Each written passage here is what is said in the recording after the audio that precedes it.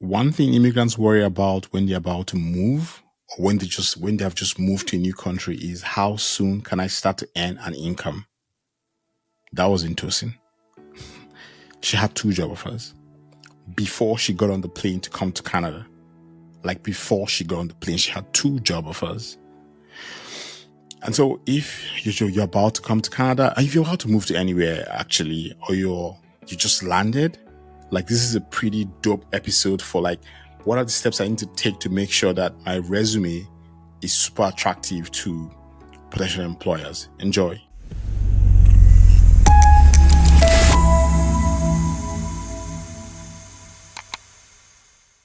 I'm excited to talk to you about this, honestly, because I mean, people ask me a lot of questions about like, how do I, like, you see people asking like, how do I get a job before I get in? Like, what do I do? Like, how do I do that? And I'm like, okay, I have someone who's done that before, like who's a real living experience of doing that. But I think before I even get into tactical, like, how did it feel when the first offer came in while you were in Nigeria? Honestly, I thought it was a scam. I thought it was a scam, yes, because I literally just had one interview with with my boss, and 2 days later, he sent me an offer. When I saw the salary in US dollars, I was like, this guy must be, this thing must be a scam. So I had to go on LinkedIn to look for people working there and, send them LinkedIn messages to actually confirm that the company exists and ask about their experience and all that. Like it literally felt like a scam. But since I joined the company, I realized that that's just like the way it is. Like if they think you are the right person for the job, they don't like second guess themselves. Immediately they send you an offer. So yeah, that was my experience. I thought it was a scam, but thank God it was not a scam. So yeah, we are. Okay, so while you are still dealing with the scam, the second offer came in. Like, how long was it that was the gap between the first offer and the second offer? So the second offer was actually an unofficial offer in the sense that they needed me to complete some steps, but they wanted me for the job, but they needed me to complete some steps when I get to Canada in person, Okay. like drug tests and Mm, all of those things. And that was the same time that we were waiting for our passports. That like we sent our passport to London for stamping, and then yeah. London got angry with Nigerians. Like a lot of Nigerians were sending their passports, and so they said we're not replying anybody until 6 weeks. So I could not make any plans, and they needed to make a decision. I also needed to choose between them and this company. So it was like, am I going to accept this offer that is dependent? I mean, I know I don't have anything to be scared of for like whatever test they want to do, but I have this other job that I know that it's 100% sure. Yeah. Um, which one would I go for? So I decided to stay with the company I currently work for. So and I used the offer to also negotiate a better compensation for myself with the company I eventually joined. That's cool. Like, that's cool. I mean, I can just imagine how he felt like at Yeah, that moment. Just like you're just like, oh yeah, because you know when you're moving to a new place, yeah. I think one of the biggest things as a professional is like, okay, when am I going to get my first offer, my first job? hmm Honestly, like when we got the PPR, that's the email that told us that we should send our passports. I started applying for jobs immediately because I thought it would take like 3, 4, 5 months or so to get a job, and I wanted to be as prepared as possible. But sincerely, I got my first job offer like 2 weeks after I started applying for jobs. So I didn't expect it to be that fast. And so because I wanted to plan ahead, but thank God it came out really fast and everything worked out well. And I actually had to resume my work 5 days after we landed in Canada. Like we arrived in Canada on I think on Sunday, and then we moved to Edmonton where we currently live on like Tuesday, and then that next Monday I had to resume work. So we literally had to set up the office first before every other part of the house because I needed to resume work. So it's a good feeling, definitely, like not having to like to start looking for work and waiting for months upon months. I'm really grateful for for that opportunity. Yeah. So now let's just kind of dial back to Yeah. Tosin before the offer. Yeah. Like, what do you think? Like, what do you think you did differently that made your CV attractive enough for employers from another country, culture to say yes, I want to hire this lady right away? Like, do you have any? I mean, yeah, just the element of luck. I believe everyone has luck, but I also believe that luck meets the prepared, right? Yeah. So like, what do you think you did that made it different or made it easier for you? So um right from the start, I noticed that in North America, they tend to when it comes to marketing, they tend to employ you based on, like, they tend to be specialized. So you see SEO specialists, content marketing specialists, everything specialists.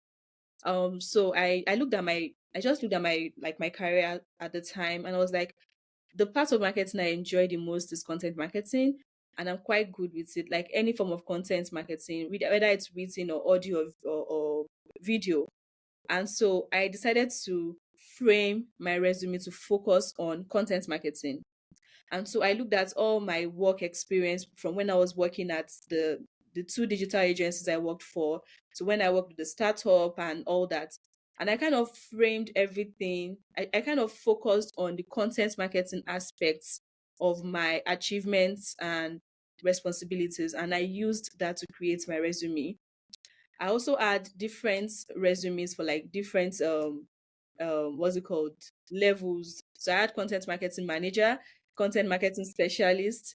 I had demand generation manager, demand generation specialist, and then digital marketing manager. So I had like six different resumes I was using to apply for jobs. And then another thing I did was I created a portfolio. So I had a website at the time. I've not paid for the domain now, so I don't know. But I had a website at the time, and I created a section there for my portfolio, and I basically just uploaded everything notable that I've done in terms of content marketing, ebooks I had written, statistics from the emails I had sent out, like open rates, click through rates, examples of the contents in those emails.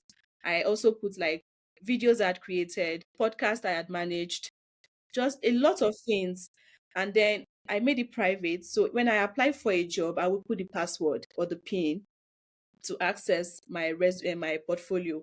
So in my opinion, it was a combination of the resume and the portfolio that really helped, because I got a lot of interview requests. Like within days of when I started applying for jobs, I was just interviewing literally every day, multiple times a day. And so I think most times when you get interviews, it means your resume is good. Then when you get interviews but don't get offers, then maybe your interviewing skills is what you need to improve. Mhm. So for me, yeah, my resume just made it really, really focused on content, like my achievements. And the good thing I should just mention is that right from when I started working, I would always have a Google Drive folder where I put my most impressive work. Okay. Even right from 2016, when I put up a social media post on behalf of a brand and it gets 200 comments, I will do a screenshot, I'll put it in a folder. So that really helped me when I was creating my resume and my portfolio. So when I say 50% increase in something, I'm not lying.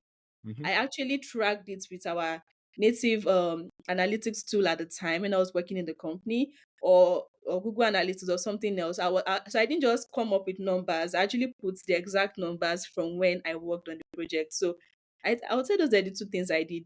My tailoring my resume to content marketing, and then my portfolio. Yeah, I mean, I really love how deliberate you were about all these things, and I think I totally agree with you. I mean, I didn't start this; I just started that.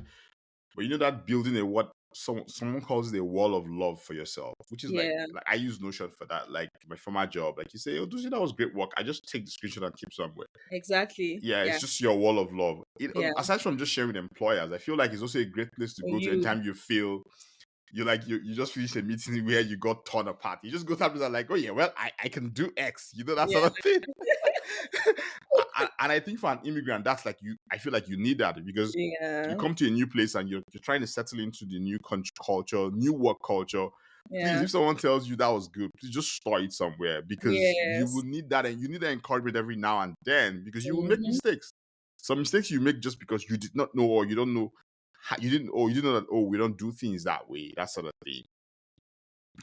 Yeah. Um, the thing I'm going to ask now is more like, so yeah, like I like the idea of portfolio, resume. I agree, and I think that they are fundamentally important. Yeah. But I feel like you prepped, and maybe I'm just assuming, but and maybe I also have the privilege that I've known you on LinkedIn for a while. But Yeah. I do know that I think you did some prep work. And so, like, what kind of prep work did you do? Because, like, you don't just put a portfolio together, a resume together. Like, Yeah. why is the resume attractive? Why is the portfolio attractive? You know, that sort of thing. So, did you do any prep work to say, hey, I'm thinking of moving to Canada at some point in time? Yes. What do I need to do to prep for that move? Did you do anything like that? Was there some strategy or some deliberateness or planning to achieve that? Yes, absolutely. And thank you for that question. I probably would not have talked about it if you didn't mention it. So I would say I did two major things or three. Number one was I have a bachelor's in biochemistry, but I've since I left school, I've always been in marketing. So I don't really have like, or I did not have any form of certificates, like educational certificates in marketing.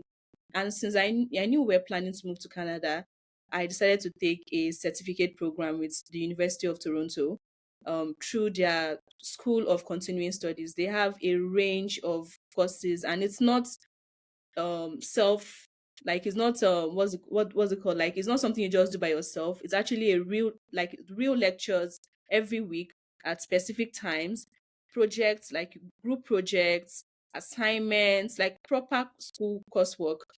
So I did a certificate program that had three courses. So that was a year of study, virtual study. And it was the digital communications and marketing, digital strategy and communications management certificate program I did. And that afforded me the opportunity to actually meet people in Canada, like, and mostly people in Canada, because we did group projects. And I still have the contact of my classmates even till now. So from time to time, we talk, and if there's a job opportunity, we kind of like refer each other and all that.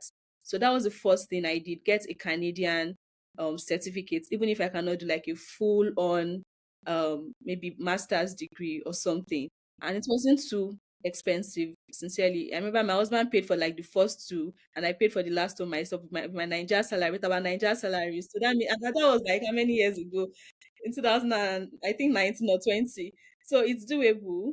Then the second thing was I kind of got certifications as well. So there's a growth marketing program called Grow Class, and it's Canadian based by Sarah Stockdale. Yeah, I think I know this. I And heard about it. Yeah. yes.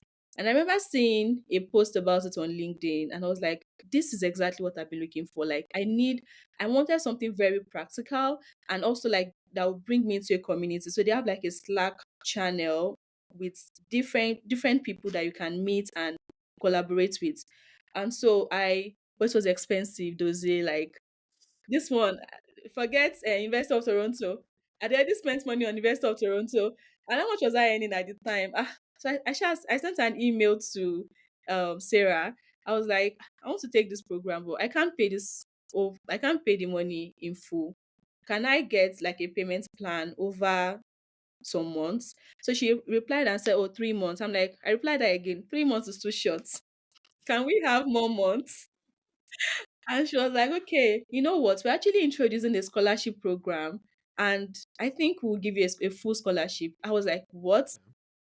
That was how I got into the program and got a full scholarship into Grow Class.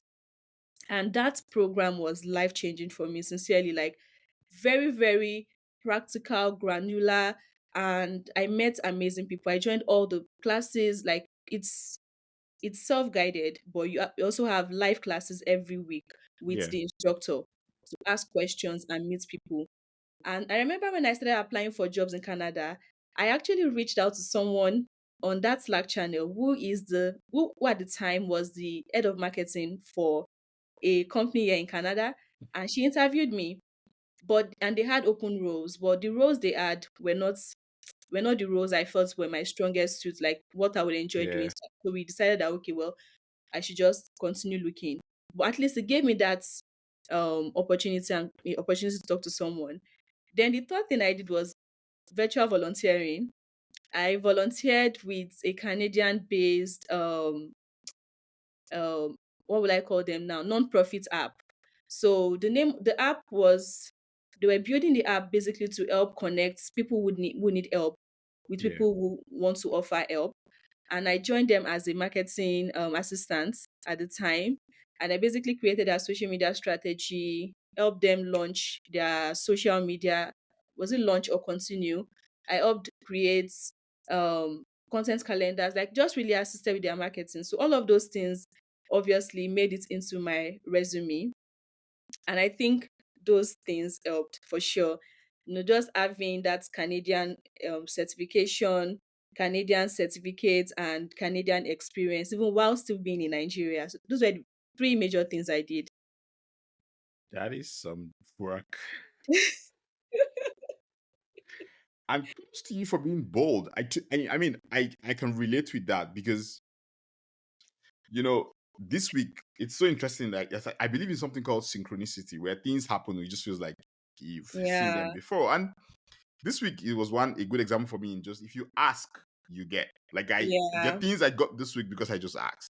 And yes. even back then, before I got to Canada, I did this thing called I forget the program. It was a group marketing program. I just asked the guy, I'm like, hey, I can't afford to pay for this, but I really want to do it. And I got a scholarship. And And so honestly, I wasn't even looking for a scholarship. I wasn't looking for a free thing. I just wanted them to help me spread out the payment, and I got a yeah, scholarship. Like, so interesting. yeah. Just curious, like how did you manage the time zone difference then? Hmm. Wow. You see, this interview is actually bringing back memories. Like, I actually had forgotten all these things, honestly. And I'm just remembering now that I actually I had to wake up by 12 a.m. because my classes were by 12 a.m. Lagos time. I just remembered now. I had to wake up. Like, sometimes I would finish because I was working at the time. I think I was working with a Canadian company, but owned by a Nigerian.